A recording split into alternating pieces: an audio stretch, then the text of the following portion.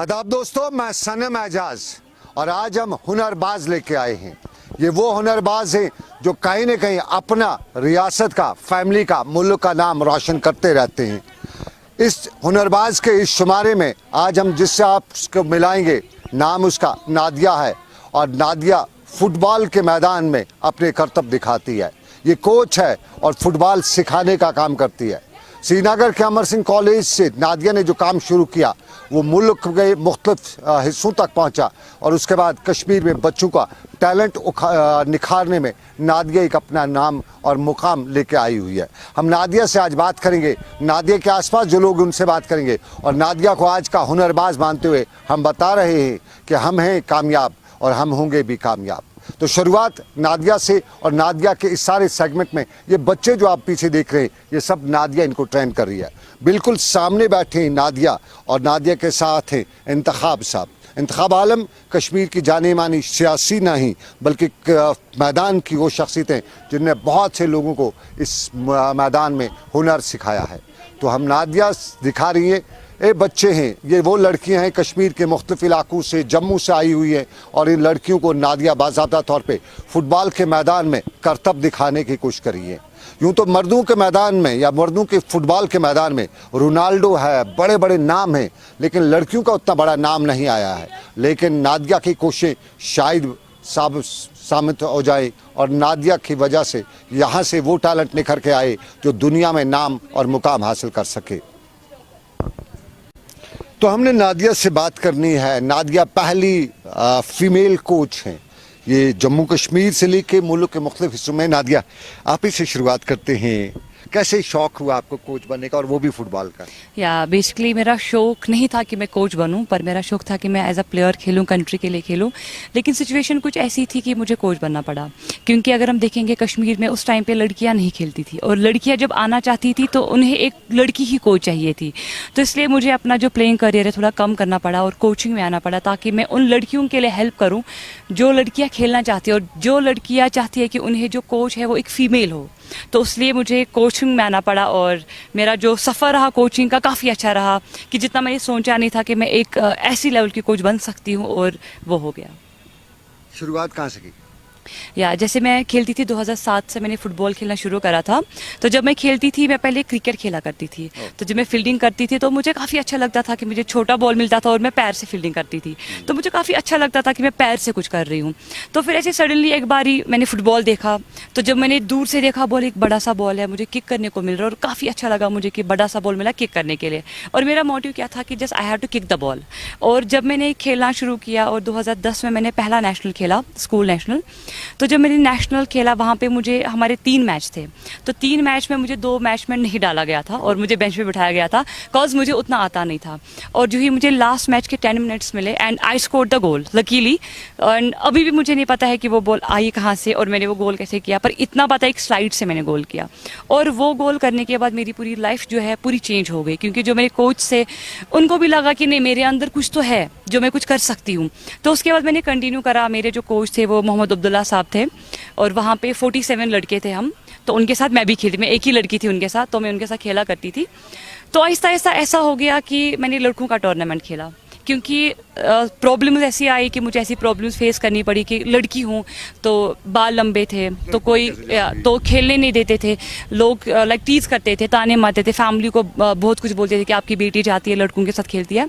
तो फिर एक बार ऐसा हुआ कि मैंने सोचा अब मैं इस चीज़ को कैसे दूर करूँ, और मुझे सामने कुछ नहीं देखा, मुझे बस कैंची दिखी एंड मैंने अपने बाल काट दिए और मैं बॉय लुक में आई। और जब मैंने बॉय लुक में आई तो उसके बाद मुझे प्रॉब्लम्स का सलूशन थोड़ा सा मिला कि नहीं अब मुझे कोई रोकता नहीं है, किसी को पता नहीं चल रहा है कि ये लड़की है। और जब मैंने लड़कों का टूर्नामेंट खेला और वहाँ पे भी फाइनल तक किसी को पता नहीं चला कि ये लड़की खेल रही है, और फाइनल में मुझे देखा गया कि अरे ये तो लड़की है, ये लड़कों के साथ कैसे खेल रही है। तो वहाँ पे मुझे बोला गया कि आपके ऊपर बैन लगेगा। एंड आई वाज लाइक मैंने तो अभी शुरुआत की, तो अभी से बैन लगेगा तो मैं खेलूँगी क्या। तो फिर मुझे मिले इंतखाब आलम साहब, तो उन्होंने मुझे जम्मू कश्मीर फुटबॉल एसोसिएशन की ओर रास्ता दिखाया। और उन दिनों 2014 में ग्रेस रूट एक कोर्स होने जा रहा था जिसमें सिखाते हैं हम 6 साल से लेकर 12 साल के बच्चे को कैसे ट्रेन करते हैं। और जो ही मैंने वो कोर्स क्वालिफाई करा और कोर्स करने के बाद ही मैंने अपनी एकेडमी ओपन करी, जिसमें मेरे पास एक बच्चा आता था, वो मेरा कज़न था। एक छोटा बच्चा था, पर मेरा मोटिव था मैं लड़कियों के लिए करूँ, पर लड़कियां नहीं आई। तो मैंने एक बच्चे से शुरुआत की और मेरे पास 40 किड्स आने लगे। तो उसके बाद मैंने 2015 में AFC डी लाइसेंस करा, और डी लाइसेंस करने के बाद ही मैंने अब सोचा कि अब लड़कियां आएंगी, और तब भी लड़कियां नहीं आई। और मैंने लड़कों से दोबारा से शुरुआत करी। मैंने अंडर 19 टीम बनाया लड़कों का, जिसमें हमने खेलो कश्मीर का टूर्नामेंट खेला, जिसमें टॉप 32 टीम्स थी कश्मीर से, और उसमें मेरा एक लोकल टीम भी था। तो उसमें हम लोग रनर अप आए थे। और उसके बाद से जो मेरा काफ़ी नाम गया कि नादिया ऐसे कोच है, लड़कों को ट्रेन कर रही है, और ऐसा रिजल्ट मिला। और उसके लिए मुझे जम्मू कश्मीर फुटबॉल एसोसिएशन ने बहुत मदद की। इवन फयाज साहब ने पर्सनली अपने पॉकेट मनी से मुझे हेल्प करी है। और जितने भी कोर्सेज मैंने किए, उसके बाद मैंने 2018 में मैंने AFC C लाइसेंस किया, और C लाइसेंस करने के बाद ही मुझे मुंबई में जॉब मिला as a head coach for under 13 I league team. और वहाँ पर मैंने 1 साल काम किया, वो मेरा सबसे अच्छा एक्सपीरियंस रहा वहाँ पर। और उसके बाद मुझे काफ़ी यहाँ पे जॉब्स मिले, जैसे मैंने लोन स्टार के साथ काम किया, सेकेंड डिवीजन आई लीग टीम के साथ जो एक सीनियर टीम है उनके साथ मैंने काम किया, और रियल कश्मीर के साथ काम किया, और SFA के साथ भी काम किया हुआ है। और काफ़ी हरियाणा में भी मैंने लड़कियों के साथ भी काम किया हुआ है। और उसके साथ साथ मैंने जो भी हमारे नेशनल हुआ करते हैं, जैसे अंडर 14 या अंडर 17 गर्ल्स, उनमें मैंने एज अ कोच पार्टिसिपेशन किया है, टीम को लेकर गए हैं बाहर। और अभी जो आप देख रहे हैं हमारे जो बच्चे यहाँ पे खेल रहे हैं, ये इनका भी ट्रायल्स चल रही है, जो अभी 17, 18, 19 तारीख तक हो रही थी, पहले जम्मू में और अभी कश्मीर में हो रही है, ताकि हम इनको जम्मू से भी बच्चे लाकर, और कश्मीर के भी अलग अलग डिस्ट्रिक्ट से बच्चे आए हुए हैं, और उन्हें हम यहाँ पे अभी ट्रायल्स के लिए रखा गया है। और ट्रायल्स में हम जो टॉप 20 प्लेयर्स निकालेंगे, पहले तो हम कैंप इनका लेंगे, उसके बाद जो हमारे टॉप 20 प्लेयर्स होंगे उन्हें हम लेके जाएंगे। हम यहाँ से 15 या 16 तारीख को निकलेंगे, हमने जाना है असम, वहाँ पे हमारा अंडर 17 नेशनल हो रहा है। तो यहाँ से ही एक अच्छा टीम बना के हम इन बच्चों को लेकर जाएंगे खेलने के लिए। जैसे आपको पता है कि कश्मीर में ज़्यादा प्रॉब्लम है कि यहाँ पे लड़कियों का फुटबॉल उतना नहीं है, तो उसके पीछे रीजंस क्या है वो हमें जानने पड़ेंगे, क्या है, कैसे हम खेल सकते हैं। पर जम्मू कश्मीर एसोसिएशन ने अभी तक कोई भी मौका नहीं छोड़ा कि बच्चों का नेशनल, उनको पता है कि हमारे पास बच्चे नहीं है, बच्चे खेलने वाले भी नहीं है, पर वो मौका देते हैं बच्चों को आने में, चाहे हमारा रिजल्ट 0 से 0 भी क्यों ना आता है, लेकिन हम बच्चों को लेकर जाते हैं ताकि बच्चे खेले, इनको पता चले फुटबॉल है क्या। क्योंकि ये बच्चा जब इस एज में खेलेगा, बाहर का फुटबॉल देखेगा, तब जाके इसको पता चलेगा एक्चुअल फुटबॉल क्या है। तो उसके लिए जम्मू कश्मीर एसोसिएशन ने हमें बहुत काफी सपोर्ट किया हुआ है। इस फुटबॉल के लिए आपने बाल काटे जी, आप टॉम बॉय भी बनी, बिल्कुल। आपने अपने पड़ोस में मोहल्ले वाले दोस्त वगैरह सबकी नानी मासी सबके ताने भी सुने होंगे, बिल्कुल। ये आम कश्मीर में कल, उसके बाद भी आपको सपोर्ट दिया तो किसने दिया? सबसे पहले सपोर्ट जो था एक तो मेरी फैमिली का था, और सबसे बड़ा सपोर्ट जो था वो मेरे कोच थे मोहम्मद अब्दुल्ला साहब, कि जिन्होंने मुझे उस टाइम पे बोला था कि बेटा अगर आपको खेलना है मैं सब लड़कों को निकाल दूंगा, पर मैं आपको खिलाऊंगा। और उन्होंने ही मुझे ये बोला कि अगर आप चाहते हो लड़कियां आए तो आपको ही कुछ करना पड़ेगा। और मेरे दिमाग में क्लिक हो गया, तब मेरी एज 19 साल की थी मैं, जब मैं कोच बनी, कश्मीर की पहली महिला कोच। और उस टाइम पे मैंने ये सोचा कि मैं 19 साल की, मैं क्या कर सकती, मैं कैसे लाऊं बच्चों को, कौन मानेगा मेरा। और पहले जब मैंने लड़के लाए मुझे बहुत दिक्कत आई, क्योंकि लड़के सुनते नहीं थे, लड़के बड़े थे, मैं 19 साल की थी, वो 22 साल के थे, तो बहुत दिक्कत आई। पर जब 1-2 हफ्ते गुजरे तो उनको भी लगा कि नहीं मैम हम पे मेहनत कर रही है, और उनको खेलने को दिया। मैंने अपने पॉकेट मनी से सामान खरीदा, फयाज साहब ने मेरी हेल्प करी, उन्होंने मुझे सामान खरीद के दिया, इवन एसोसिएशन से मुझे सामान दिया, जिससे बच्चों को लगा कि नहीं मैम हम पे लाइक मेहनत कर रही है। तो उसके बाद बच्चों का ऑटोमेटिकली रिजल्ट आ गया, क्योंकि जब हमने टूर्नामेंट खेला तो बच्चे रनर अप आए। और उस टाइम पे भी सब मुझे ऐसे बोलते थे कि लाइक मैं डगआउट में होती थी तो आते थे लोग, क्या करते हो बेटा, लड़कों के साथ जाके घर में जाओ, बर्तन दो, घर का काम करो, घर का काम सीखो। तो मैं बस इतना बोलती थी कोई बात नहीं है, जस्ट देखते जाओ। और देखते जाओ का ही हम लोग रनर अप आए, और उसके बाद से वो सब मेरे पास आए कि नहीं इस लड़की ने कुछ करके दिया, इसने रिजल्ट दिया। फैमिली बैकग्राउंड में कोई फुटबॉल क्रिकेट वगैरह स्पोर्ट्स से किसी की चाहत थी? यूजुअली देखा जाता है फैमिली इम्पैक्ट होता है, कोई फैमिली इम्पैक्ट? नहीं ऐसा तो नहीं है, पर पापा का कहना है कि वो बचपन में खेला करते थे, गली फुटबॉल खेला करते थे, बिल्कुल। पर ऐसे प्रोफेशनली तो किसी ने खेला नहीं है, तो मैं अभी पहली ही मैं बोल सकती हूँ कि जिन्हें खानदान में पहली हूँ ना। ये एक और बात, यूजुअली ना पेरेंट्स कहते हैं कि बेटी डॉक्टर बने, इंजीनियर बने, वकील बने, जज बने। आपके पापा चाहे को जब फैमिली को लगा पता कि आप फुटबॉल में इंटरेस्टेड हो, तो उन्होंने कहा कि भाई जाओ ठीक है, इट्स ओके, आप जाओ, या कि कहा कि नहीं? बेसिकली जब मैंने खेलना शुरू करा तो उस टाइम पे मुझे बहुत दिक्कत आई, जैसे मम्मा ने बहुत मारा, इवन सड़क से घसीट के लिया घर, और घर में बहुत मारा। तो ऐसे ही चलता गया, काफ़ी देर तक ऐसा चलता गया। फिर पापा ने बोला कि नहीं चलो बच्चे को शौक है तो खेलने दो, क्योंकि पापा मुझे बचपन से बोलते थे कि आप वेट लिफ्टिंग में जाओ, पर यहाँ पे तो वेट लिफ्टिंग नहीं करवाते थे। तो फिर मैं फुटबॉल में आई, तो फिर जब सपोर्ट मिला फैमिली से, इवन जब मेरा पहला नेशनल था उस टाइम पे मुझे भी नहीं पता था कि मुझे नेशनल के लिए जाना है। तब जब मुझे कॉल आया कि जम्मू जाना है, आई वाज लाइक वाओ, मेरे को आउट ऑफ इंडिया जाना है, लाइक ऐसा फील आया मुझे।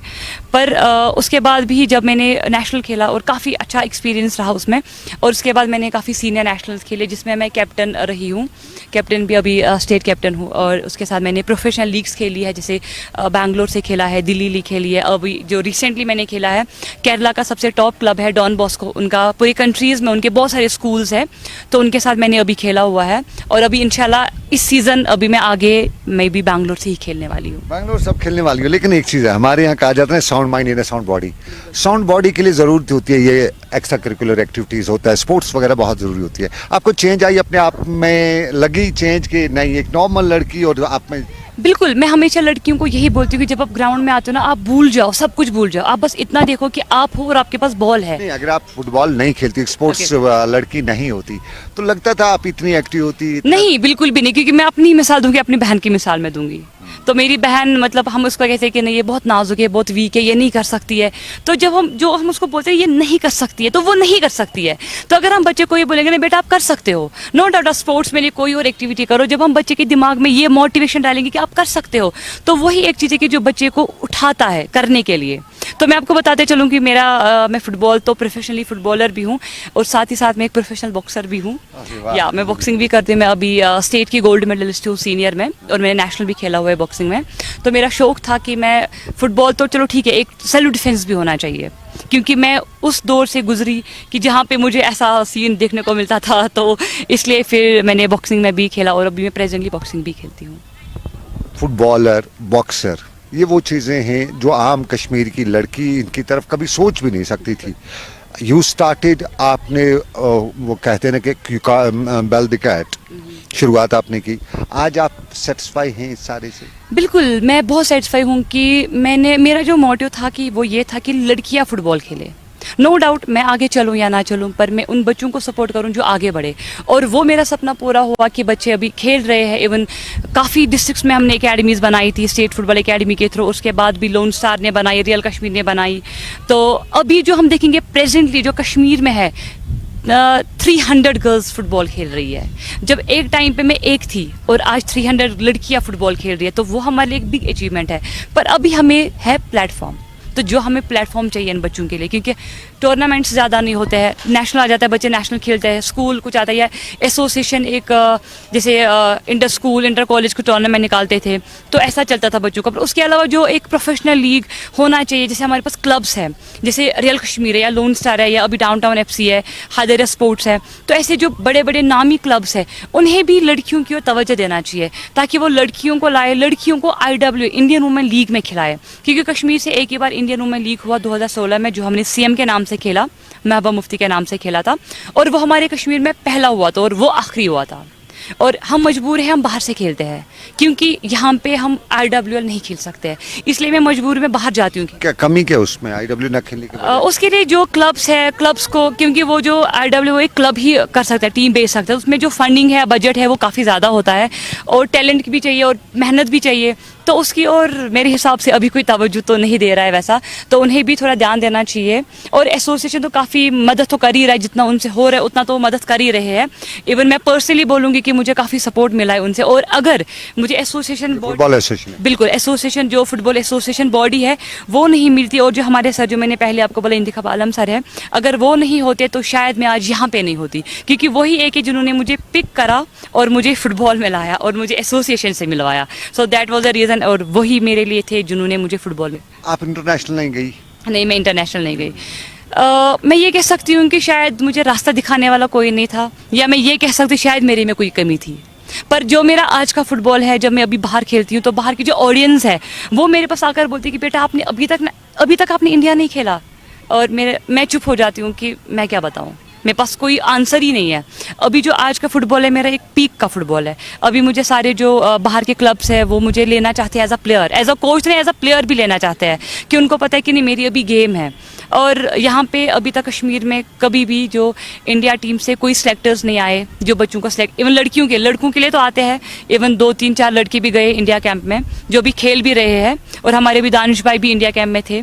तो लड़कियों के लिए ऐसा कभी नहीं हुआ, एंड आई होप कि आगे जाकर इन बच्चों के लिए, चलिए छोड़िए मेरा तो अब हो गया, अभी एज भी निकल रही है, पर एटलीस्ट इन बच्चियों के लिए जो अभी बच्चियाँ खेल रही है, इन्हें मौका मिले, इनके लिए एक ट्रायल होए यहाँ पे, या जब नेशनल्स होते हैं वहाँ पे इनकी ओर ध्यान दे, इनको भी मौका दे आगे खेलने का। एंड आई होप कि मतलब मैं आपको बोलूँगी, बिलीव है कि हम में से इन बच्चों में से एटलीस्ट 2-3 लड़कियाँ तो इंडिया कैंप के लिए जानी चाहिए। फाइनेंशियल मैटर्स बहुत इंपॉर्टेंट करते हैं घर के लिए भी। यूजुअली आदमी का कहता है पढ़ाई करूंगा, डॉक्टर, इंजीनियर, जर्नलिस्ट वगैरह बनूंगा, कुछ कमाऊंगा अच्छी, इसमें वो सोर्स है उस तरह का ये है? या बिल्कुल, जैसे मैं आपको बताऊं कि जब मैं एज अ क्लब्स के साथ काम करती हूँ एज अ कोच, तो मुझे वहाँ पे सैलरी मिलती है कॉन्ट्रैक्ट बेस पे, जितना भी मैं साइन करूंगी। और उससे बड़ी बात है एज अ प्लेयर, जो मैं अभी बाहर खेलती हूँ, बाहर अभी जो मेरा बजट चल रहा है वो एक अच्छी लेवल पे है, तो हम खेलने का पैसा लेते हैं और हम यहाँ से डिमांड नहीं करते कि हमें पैसा चाहिए, हमें वहीं से ऑफर मिलता है कि बेटा हम आपको खरीदना चाहते हैं, हम आपको इतना देना चाहते हैं, हम अगर विलिंग है तो हम अपनी रेट बढ़ा सकते हैं या घटा सकते हैं। तो अभी जो फुटबॉल में टर्म्स डिक्टेट हो सकती है, या बिल्कुल बिल्कुल वो डिपेंड करता है कि टीम कैसा, बिल्कुल टीम कैसा है, परफॉर्मेंस कैसा है। जैसे कि कभी टीम को लगता है कि हमने इनको कम बजट दिया पर परफॉर्मेंस अच्छा है, वो ऑटोमेटिकली बजट बढ़ाते हैं। और जो एक साल के बाद हमारा बजट, मैं बोलूँगी अपना, मेरा पर्सनली मेरा बजट जो अभी बढ़ रहा है मार्केट में एज अ प्लेयर, तो एज अ कोच मैं ज़्यादा अभी जा नहीं रही हूँ, क्योंकि मैं कोच खाली कश्मीर में कर रही हूँ, क्योंकि मैं भी चाहती हूँ कि कश्मीर के बच्चे आगे बढ़े, क्योंकि मैं बाहर तो काम कर रही, बाहर के बच्चे तो है ही अच्छे टैलेंटेड है, तो अगर मैं एक बीइंग ए कश्मीरी, जब हमारे कोच है, मेल कोच है, वो अपने लड़कों को तैयार कर रहे, तो बीइंग ए कश्मीरी मुझे भी अपने बच्चों की ओर ध्यान देना है। ये सब मेरी मैं इनको सीधे बोलते कि आप मेरी बच्चियाँ हो, ये बच्चे हैं, छोटे बच्चे, तो खुद भी तो बच्ची हो, खुद भी तो हूँ, पर कुछ टाइम के लिए वो भूलना पड़ता है कि मैं एक बच्ची हूँ, पर इन्हें वो बच्चा फील करके बिल्कुल इन्हें सिखाकर, ताकि ये बच्चे आगे बढ़े, ये बच्चे हमारे JNK का नाम आगे बढ़ाए। नादिया, सरकार कोई सपोर्ट करती है, डायरेक्ट सपोर्ट, इंडेक्स सपोर्ट? कहीं सरकार आपके पास आई, कोई सरकार की स्कीम्स वगैरह उनसे कहीं कभी बात हुई? देखिए, मैं आपको बताऊंगी, सरकार तो अपनी स्कीम्स दे देती है, पर वो कहाँ जाता है वो मैं नहीं बता सकती, क्योंकि मैं पर्सनली बोलूँगी, मुझे पर्सनली कोई हेल्प नहीं मिला है। मैं 15-16 साल से फुटबॉल फील्ड में हूँ और मुझे आज तक गवर्नमेंट की तरफ से कोई पर्सनली हेल्प नहीं मिला है। मेरा जो भी एकेडमी चल रहा है वो मेरे अपने पॉकेट मनी से चल रहा है, और थ्रू एसोसिएशन जितना हेल्प करता है, कभी इक्विपमेंट्स के थ्रू, कभी बॉल्स दे देते हैं, कोन्स दे देते हैं, पर उसके अलावा जो मेरा अलग सा लाइक यूनिफॉर्म्स वगैरह बच्चों का, इवन मेरे एकेडमी में वो बच्चे हैं जो एक गरीब फैमिली से है, जिनके किसी का फादर नहीं है, किसी के घर में ऐसा है। एकेडमी कहाँ है आपने लगा?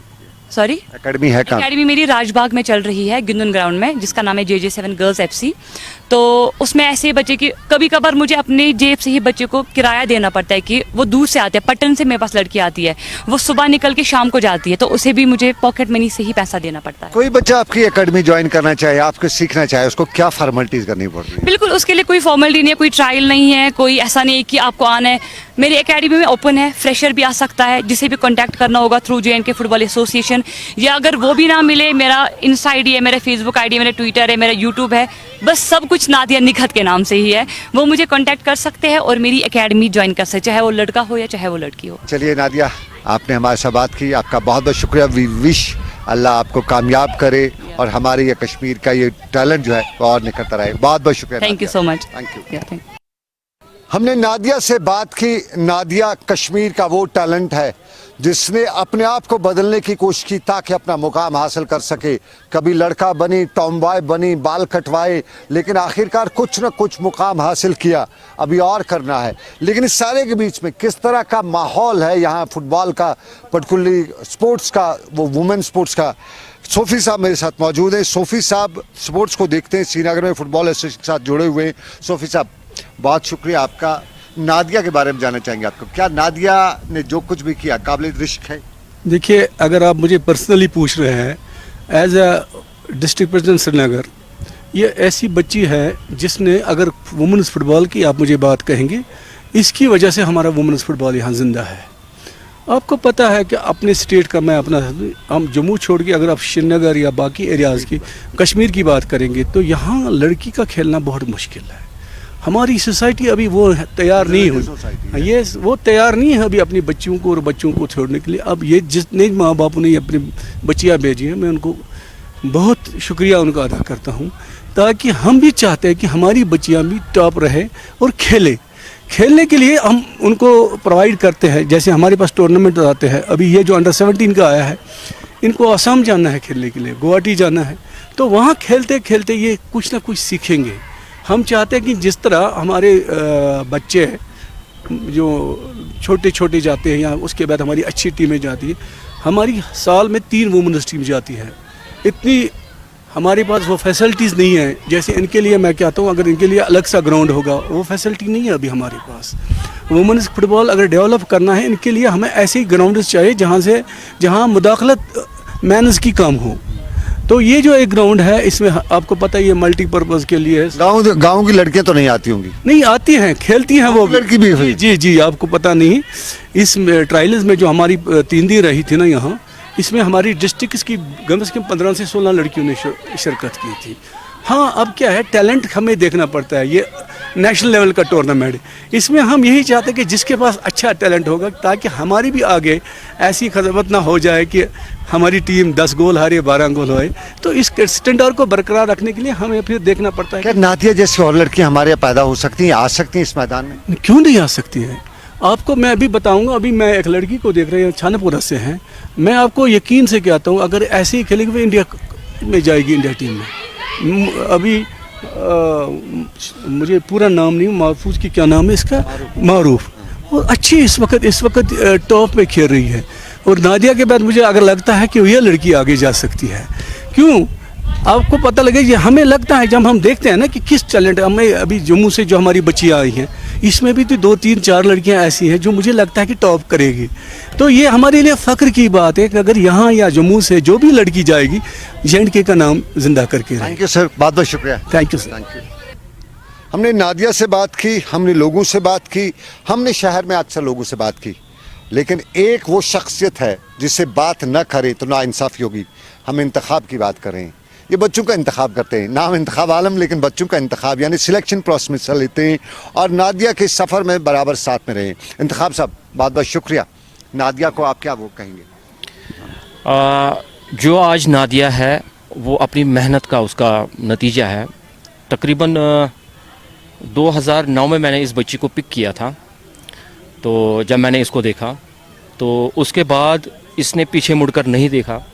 तो आज माशाल्लाह इसने IWL खेला, इसने मतलब बड़े बड़े टूर्नामेंट्स में भी हिस्सा लिया है। अभी ये डॉन बिस्को में खेल रही थी बाहर, वहाँ पर भी इसने स्कोर वगैरह किया। एंड सबसे बड़ी बात है कि शी इज़ द फर्स्ट जो हमारी C लाइसेंस कोच है from Asian football confederation. इंतखाब Alam साहब, आप इंतखाब करते हैं, सिलेक्शन में करते हैं, नाम भी इंतखाब और लोगों का इंतखाब भी करते हैं। आपने जब नादिया को इस मैदान में उतारने की कोशिश की, शुरुआत की, आपको तब लगा था कि इसमें टैलेंट है, ये कर पाएगी? जहाँ तक उस रिजीम का सवाल है, उसमें हमारे पास उतनी गर्ल्स नहीं थी उस टाइम।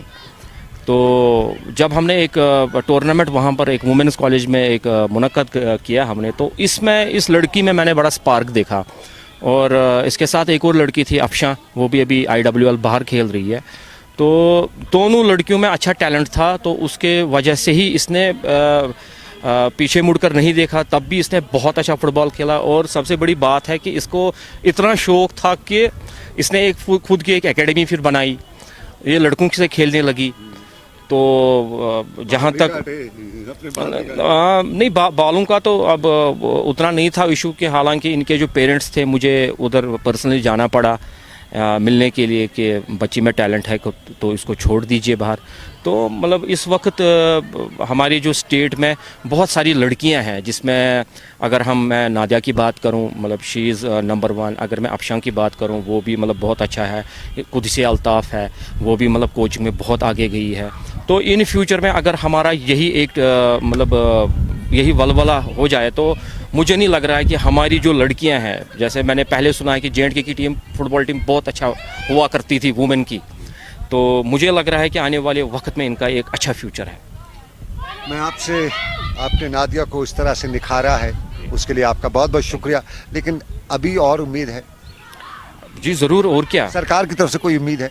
डेफिनेटली बस ऐसा होना चाहिए कि यहाँ पर ख़ास तौर पर जैसे हम देख रहे हैं सरकार का भी, और सबसे बड़ी बात ये है कि जो एसोसिएशन मतलब जो हमारी मतलब यहाँ पर है, मतलब जो गवर्निंग बॉडी है जो यहाँ पर टूर्नामेंट्स करवाती है, मैं चाहता हूँ कि इनका भी एक सेपरेट एक लीग सिस्टम स्टार्ट हम करें, क्योंकि हम तवज्जो किस पे देते हैं, बॉयज़ पे देखते हैं।